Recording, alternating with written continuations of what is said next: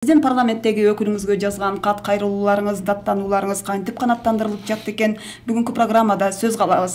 Бүгүн кезектеги депутат Козуев Алишер Абибиллаевичтин кат куржунун ачалы деп турабыз. Алишер Абибиллаевич, студияга кош келдиңиз. Саламатсыздарбы? Сиз мына Кара Суу районунан шайланып келген депутатсыз. Кара Суу району өлкөдөгү эң чоң калкынын саны боюнча дагы жогору турган райондордун бири болуп саналат. Андыктан ал жерде проблемалар дагы көп. Сизге дагы ошого жараша каттар, кайрылуулар көп келип жатса керек. Кандай каттар келип жатат? Кыскача ушул каттарыңызга үңүлүп карап тааныштыра берсеңиз. Рахмат, саламатсыздарбы, урматтуу радио угуучулар. Чындыгында могул толук бир жыл убакыт болду. Мен өзүм ушул Кара Суу районунан ушул Ата журт Кыргызстан парламенттик партиясынан шайланып келгениме бир жылдын жүзү болду. Чындыгында эми бизде Кара Суу району эң чоң район болгондуктан ар бир эле айыл өкмөт эмес, көптөгөн айыл өкмөттөн каттар келип турат. Бул жерде эми мен эң орчунду гана аларынан бир атап кете турган болсом, ошол эле келгенде биздеги эми биринчи кезекте бул соц объектилер, жерлерде, райондордо, айылдарда мектептердин жетишсиздиги, бала бакчалардын жетишсиздиги, ошондой эле жолдордун жетишсиздиги боюнча көптөгөн маселелер келет. Эми анчынан токтоло турган болсок, бул жерде ачыгын айтканда эми биздин жердеги баягы өзүбүздүн шайлоочуларыбыз, Кара Суу районунун тургундары, жалпы эле кыргызстандыктар кайсы бир үмүт менен, кайсы бир натыйжалуулугун күтүү максатында кат жөнөтөт. Анан эми келген ар бир катка баягы кайдыгер карабай, ар бирине көңүл буруп жооп бергенге аракет кылабыз. Келгенде тиешелүү мекеме жетекчилерге жиберип, ошол эле өкмөт башчыга, керек болсо президентке чейин жөнөтүп, ар бир каттын артынан анализдеп, кайра алардын жообун алып, ишмердүүлүгү боюнча. Ошону атап кете турган болсом, мага өзү негизи биринчи эле кезектеги каттардын бири ошо өзүбүздүн эле айыл өкмөттөн, Жоош айыл өкмөтүнүн Зарбалик айылынын тургундарынан кат келген. Ал жерде чындыгында мектеп авариялык абалда болгон.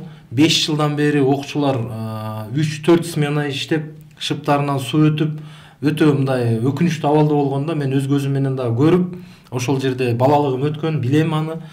Каттын негизинде биз аракет жасап, бүгүнкү күндө Кудайга шүгүр, ушул биздин министрлер кабинети, финансы министрлиги ушул титулдук тизмеге киргизип, тендер өткөрүлүп, бүгүнкү күндө уже курулуш иштери башталды.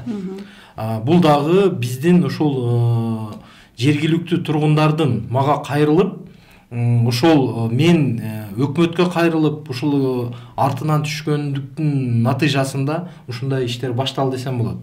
Ошондой эле эми бир эле бул Жоош айыл өкмөтү эмес, Кара Суу районунда эми атап кетсек, 30 адыр айыл өкмөтүндө 4 мектеп 2015 жылы башталып, 7 жыл аралыгында токтоп калган экен. Эч кандай кыймыл жок. Көпчүлүгү мисалы 30% бүткөнү бар, 70% бүткөнү бар. Бирок акча каражаттын жетишсиздигинен көңүл бурулбай калган.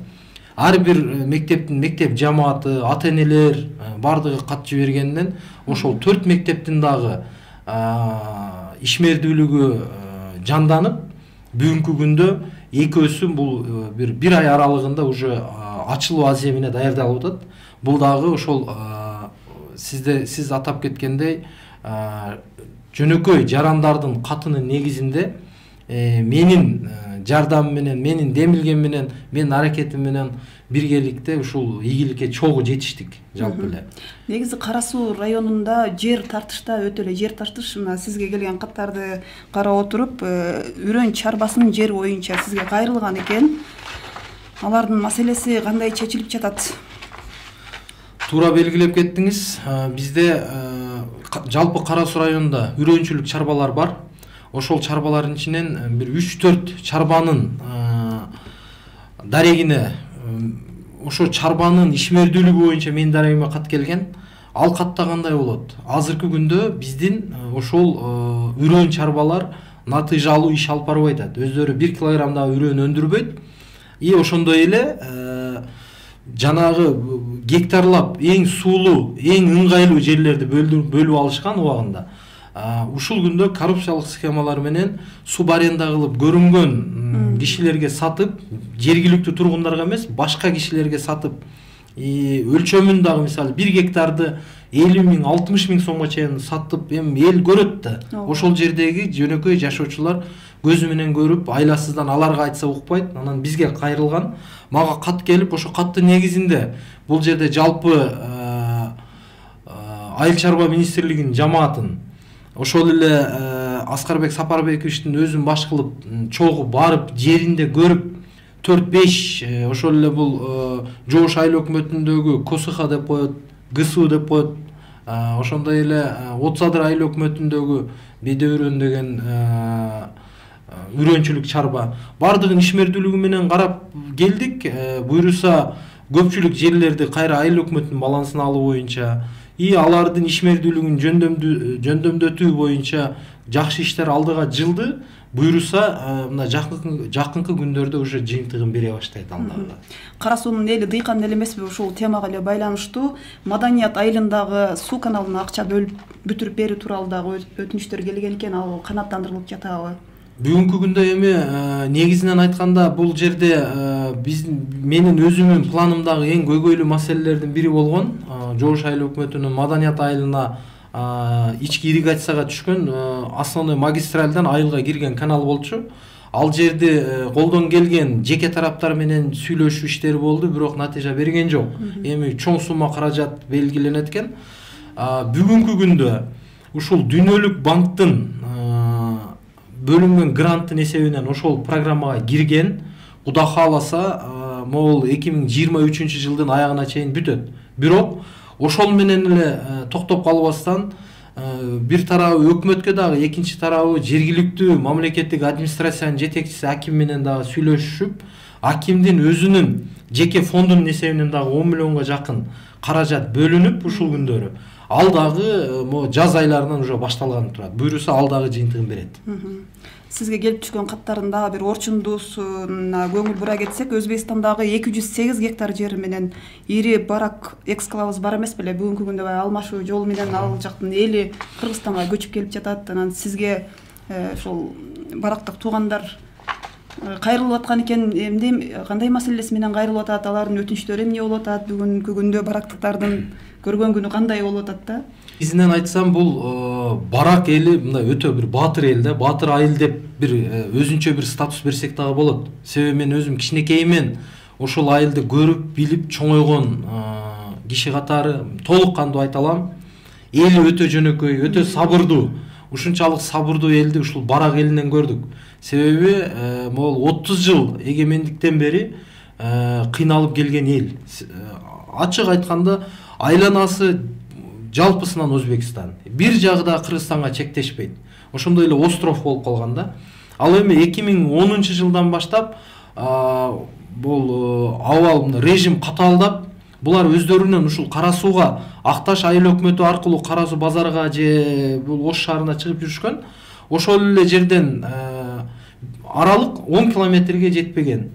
Бирок посту жаап койгондуктан 300 километр айланып Баткен областынын Кызылкыя шаары аркылуу өзүнүн үйүнө барып келип, ушунчалык азап чегишти да. Анан кайрылбаган кишиси калбады. Булар ушунчалык чыдамкай эл же бир көчөгө чыгып бир митингге чыккан жок. Мындай ушунчалык сабыр менен келип, делимитация демаркация комиссиясы менен да бир канча жолу жолугушууларды өткөрдүк. Ошондой эле жыйынтыгын берип 208 гектар жери 208 гектар болуп туруп Өзбекстан менен алмашуу жолу менен чечилди. Буйруса мына 2023 жылы жаз айларынан уже көчүрүү иштери башталат деп маалымдашты. Кечээ күнү ошол эле биздин делимитация демаркация комиссиясынын төрагасы Камчыбек Кыдыршаевич өзү дагы улуу трибунада сөзүн берди. Мен дагы өзүм ошол жерде тактоо иретинде сурадым элдин талабы боюнча. Бир эмес ошол эле айылдан бир 10 кат келди өзү. Эми айласыздан только кат жазышат.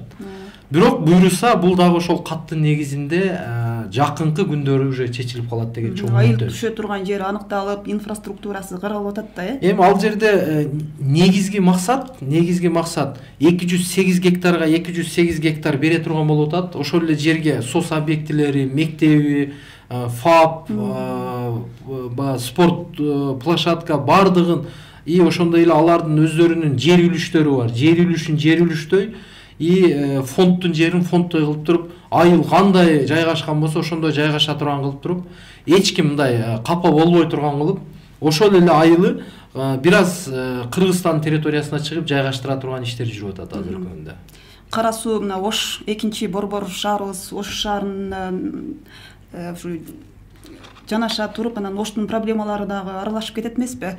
Анан былтыр бир жамгырдан чыкпай калган Ош аэропортунун реконструкциясы боюнча маселе көтөрүлүп, бул коомчулукта дагы резонанс жаратты эле. Бул боюнча сизге дагы шайлоочуларыңыздан арыздыктануулар келип түшкөн экен. Бирөө жарым бүгүнкү күндө жоопко тартылдыбы? Сиз кандай чараларды көрүп жатасыз Ош аэропортунун реконструкциясы боюнча? Бул негизи эң көйгөйлүү маселелердин бири, себеби бул эми аэропорт чындыгында бул стратегический объект, бул өтө мындай кооптуу объект, буга мындай өтө чоң көңүл бурушубуз керек. Анан эми канчалаган коноктор келип атат сырттан, биздин жарандар канча сыртка учуп атат, ошол эле Өзбекстан Республикасы буга чейин граница ачык мезгилинде Тажикстан Республикасынан келип биздин Ош аэропорт аркылуу транзит менен учуп жүрүшкөн. Ошондой эле жанагы Бишкекке караганда Россия Федерациясына 2 эсе 3 эсеге чейин рейстер көп. Ошондой эле Ош аэропорту жалпы авиациянын Манас аэропортунун где-то 70%га жакын каржы булагын ошол Ош аэропорту аркылуу пайда табат. Анан эмне себептен мындай күмөн жараткан иштер болуш керек? Мага дагы Ош шаарындагы, Ош областындагы жарандык активисттерден кат келип түшүп, ошонун негизинде мен өзүм да барып көзүм менен көрүп, жетекчилик менен сүйлөшүүлөрдү жүргүздүм. Бирок эми убагында биздеги эми кандайдыр бир баягы ушул тендер системасы менен өткөн, себеби ошол аэропорттун жетекчилиги түзмө-түз аны контроль кыла албайт экен, өзүнүн баягы режимдери бар экен. Бирок укук коргоо органдары азыркы күнгө чейин толук тергеп бүтө элек экен ал маселени. Ким күнөөлүү, ким ушерп кылды, ким канча зыян тарткан акчаны кайра ордуна койду деген талап толук кандуу чечиле экен. Бирок эми бул биз жөн эле текшерип коюу менен гана токтобой, буйруса дагы болсо бунун аягына чейин чыкканга ушул мага келген каттардын негизинде сөзсүз түрдө контроль болот. Ошол эле аэропорттогу жанагы таксисттерибиз келген конокторго жапайы мамиле кылып, ошолордун тартипсиздиги дагы сөз болуп кетти эле. Буга Өзбекстандын өкмөтү дагы мындай реакция жасады эле. Сизге дагы бул боюнча кайрылуулар келип түшүптүр. Тартипке салындыбы бүгүнкү күндө алар? Биз ушул боюнча дагы айтсам, ошол эле утурлай бизде Өзбекстан Республикасына өткөн достук өткөрмө пункту бар. Достук өткөрмө пункту 2 ай болду, жаңы реконструкция болуп ишке кирди. Бирок мага ушул достук өткөрмө пункту боюнча дагы аэропорттогу ошол жердеги башаламандыктар боюнча дагы бир топ каттар келген, 10го жакын. Анын үстүндө иштеп барып өз көзүм менен көрүп келдим. Бирок эми ачык айтыш керек, мурдага салыштырмалуу бир аз жакшырыптыр. Себеби кечээ күнү эле укук тартиби комитети менен биргеликте коллегалар менен чогуу барып жеринде көрүп келдик. Мурдага салыштырмалуу бир топ алдыга жылыштар бар экен. Бирок ал дагы толук эмес. Бизде эми кыргызча менталитет уже жакшы болду деп эле көңүл сыртында калтырбай, укук коргоо органдары тыгыз көзөмөлдөп туруш керек. Себеби биздин жүзүбүз границадан өткөндөн кийин ошол эле достук өткөрмө пунктунан, мисалы эгерде биз Өзбекстан Республикасына өтө турган болсок, жөнөкөй бир солдаттан баштап жогорку чиновникке чейин ушундай колун көкөрөгүнө алып туруп, бизден эмне кызмат деп турат. Карап сүйүнөсүң. Бизде эмне себептен андай болбош керек? Бизде эле ошого өтсөк болот да. Биз кичпейилдигибизди, кеңпейилдигибизди көргөзүшүбүз керек. Ошон үчүн буйруса бул дагы алдыга жылат. Кудай кааласа. Сизге келип түшкөн каттардын арасында баягы социалдык маанидеги каттарды сиздин эсиңизге салып кетейин. Ушу Кашкар кыштактагы Алгабас деген айылдын эли жазып атат экен сизге. Мурда булар бийик тоолуу деп эсептелип, баягындай пенсия айлык акыны эки эселеп коэффициент менен алчу экен. Бүгүнкү күндө ошол алынып салынды деп атат. Буга кандай жооп болуп атат аткаруу бийлиги тараптан? Бул боюнча мага жергиликтүү тургундардан кат келген. Ал боюнча мен тиешелүү тармактын жетекчилерине бергемин. Ушул күндө болгон аракет болуп атат. Ал жерде мен өз көзүм менен барып да көрдүм. Себеби тоолуу айыл. Ошол эле өздөрү турган айылдын тушунда экинчи айыл бул тоолуу аймакка кирип турат. Анын тушунда турган биздин мага келген каттын ээлери аларда мындай теңсиздик болбой турат да. Болсо бирдей шартта турушат. Бирдей бийиктикте барды. Бирок эми ачык айтканда бизде бир нерсе өкүндүрөт. Айткан келген нерсени мындай бат чечим кабыл алуу кыйын болуп атат. Качан гана артынан бир 4-5 жолу кайрадан кат берип, тиешелүү жетекчилерге артынан түшүп, суранып, мондай кылгыла деп айтсаң гана аракет болуп атат да. Бүгүнкү күндө азыр жалпы жыйында каралып атат. Бизде 11-чи маселе болуп. Ошол токтомго коштуруп киргизгенбиз. Эми бүгүн азыр Эдил Жолдубаевич келсе ал киши менен дагы сүйлөшөбүз. Комитеттин төрайымы Венера Калыбековна дагы өзү ушул маселе боюнча. Эми бул жерде бир эле мага келген кат эмес. Бир канча депутаттардан ушуга окшогон салыштырмалуу бир 10-дой 20-дай айылдардын каттары турат. Бирок эми ар кандай шылтоолор менен узартып келип атышат. Буйруса артынан түшүп аягына чыгарабыз. Азыркы күндө Улуттук банктын ишмердигине карата дагы жеке ишкерлерден көп дооматтар депутаттарга келип атат. Анын арасында сизге дагы келип түшкөн экен. Ушу ишкерлердин айтымында баягы ишкерлер эми көбүнчө чет өлкөдөн акча которуп ушундай иш кылат да. Ишкерлерге караганда банкирлер көп пайда табып атыптыр да которуудан элечи. Сиз ушул маселеде кандай чара көрүп атасыз? Улуттук банкка кайрылдыңызбы? Ал жактагылар эмне деп жооп берип атат? Бул жерде Улуттук банк боюнча бул бир эле кишиден эмес, бир нече кишиден, көптөгөн кишиден кат келген. Ал каттын негизинде Улуттук банк менен бир нече жолу жолугушуулар өттү. Министрлер кабинети менен жолугушуулар өттү. Бирок быйылкы жылы мисалга ала турган болсок, башка жылдарга салыштырмалуу биздин мамлекеттик банктардагы, ошондой эле коммерциялык банктардагы болуп көрбөгөндөй чоң пайда көрдү. Себеби акча которуулардан да эң чоң көрсөткүчкө жетти да быйылкы жылы. Эмне себептен? Себеби ушул биздин сырттагы мигранттарыбыздын которгон акчасынан ошондой эле баягы жана курстардын ойногондугунан кайсы бир деңгээлде ушундай натыйжалыкка жетишти. Азыркы күндө алардын ишмердүүлүгүн тыкыр көзөмөлгө алыш керек. Биздеги антимонополия жана ошондой эле биздин укук коргоо органдары тыгыз көзөмөлгө алыш керек. Себеби кече мындан бир жума мурда мен атайын протоколдук тапшырма бердим. Ушул ар бир банктын, ар бир клиент менен, ар бир кардар менен болгонун бирсе иликтеп берсеңиздер деп. Себеби мен элементарный бир-эки маселени айтсам, эгерде мигрант $1000 которо турган болсо атасына, ошол $1000 келип туруп алам десе $950 берип атат. Эмне себептен? Ал $1000 сырткары ал жерге мисалы $20 ал жанагы услугасын пайызын төлөп атат. Андан сырткары $1000 $50 кармап калып атышат булар. Бул мыйзамсыз. Бул эч жерде жазылбаган мыйзам менен иш алып барып атышат.